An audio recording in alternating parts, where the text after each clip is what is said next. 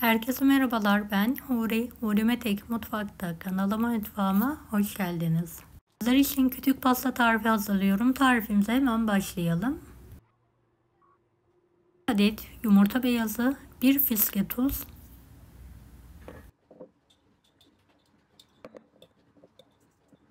yumurtanın beyazı krem şanti kıvamına gelene kadar karıştıralım.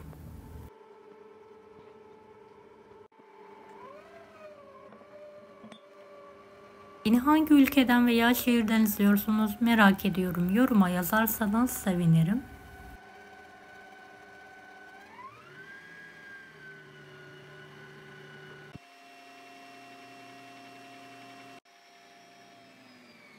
Evet, yumurta beyazım artık kıvama geldi. Makineden çıkartıyorum ve ayrı bir kabın içine alıyorum.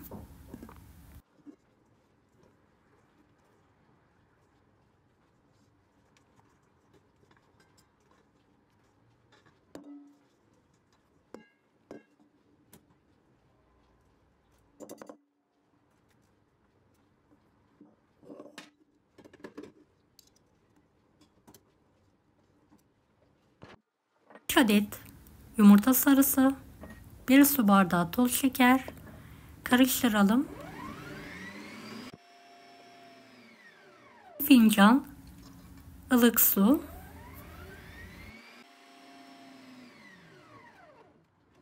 1 su bardağı un, 1 paket vanilya, 1 paket kabartma tozu. Evet, tüm malzemeyi homojen olana kadar karıştıralım.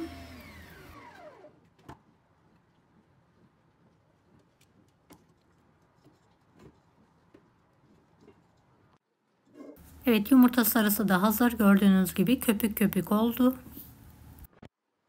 Yumurta beyazını 2-3 aşamada sarısına ekleyelim.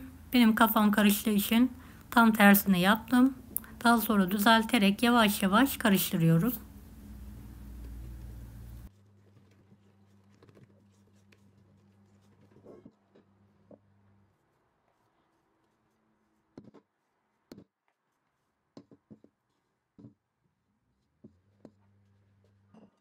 Evet, yumurta beyazını söndürmeden yavaş yavaş karıştıralım.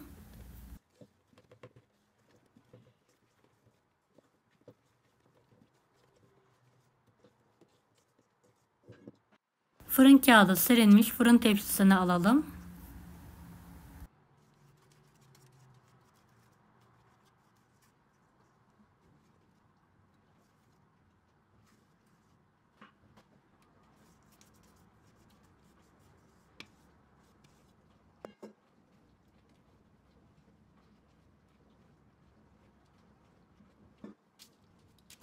Pandispanya hamurumuzu tepsiye yayalım.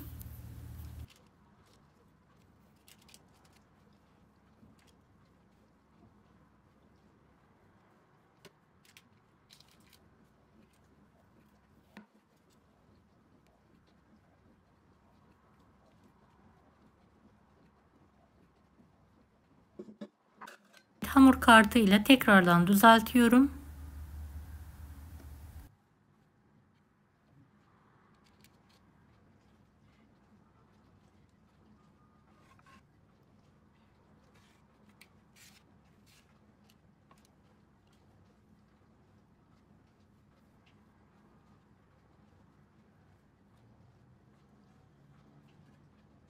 Tezgaha 3-4 sefer vurarak oturtturuyorum.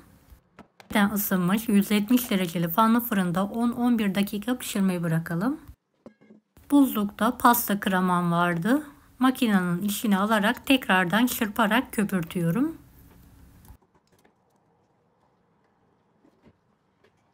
Kremanın tarifini açıklama kısmındaki linkten ulaşabilirsiniz.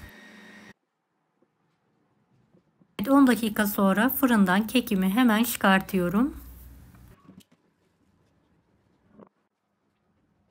Sıcakken üzerine fırın kağıdı alarak hemen ters çeviriyorum.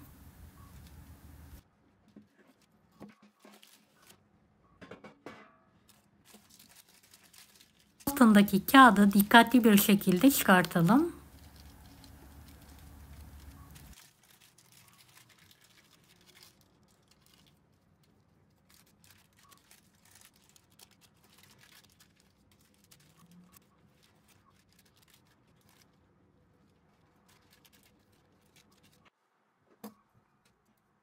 Keskin bir bıçak yardımıyla 6 santim olacak şekilde şeritler halinde pandispanyamızı keselim.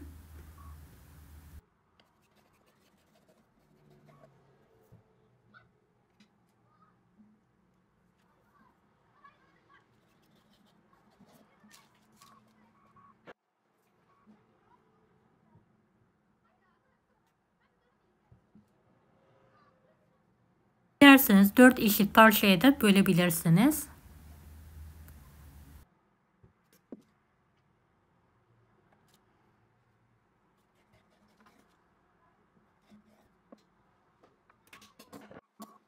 Hazırladığımız kremayı üzerine her tarafına gelecek şekilde sürelim.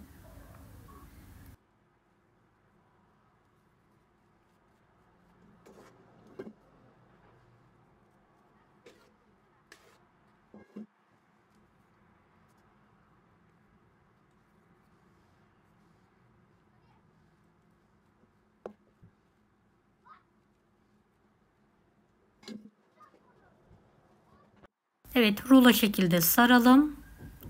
Servis tabağının tam orta kısmına alalım.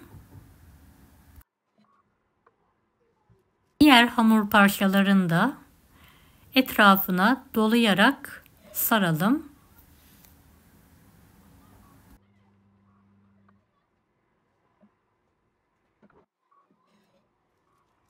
Videodaki gibi hazırlamaya devam edelim.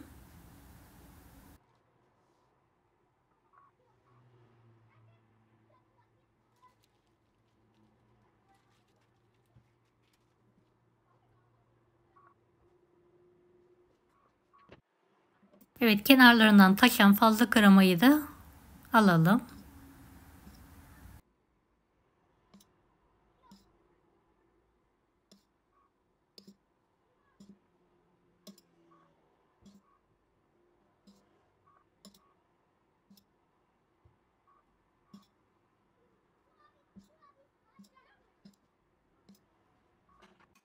Kenarlarını hazırladığımız kremadan her tarafına gelecek şekilde sürelim.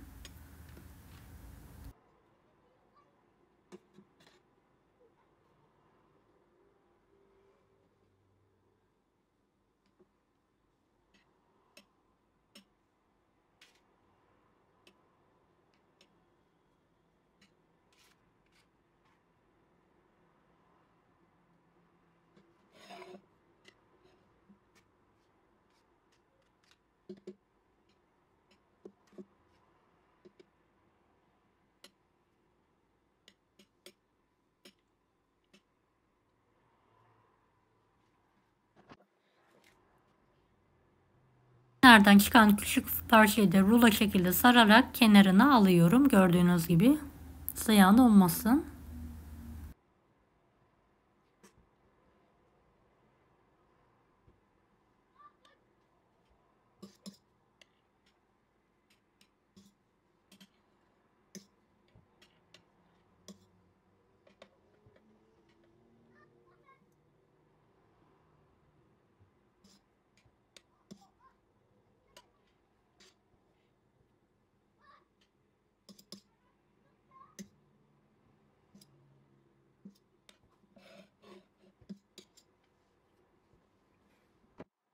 Ve spatula yardımıyla dış kenarlarına kütük şekli veriyorum.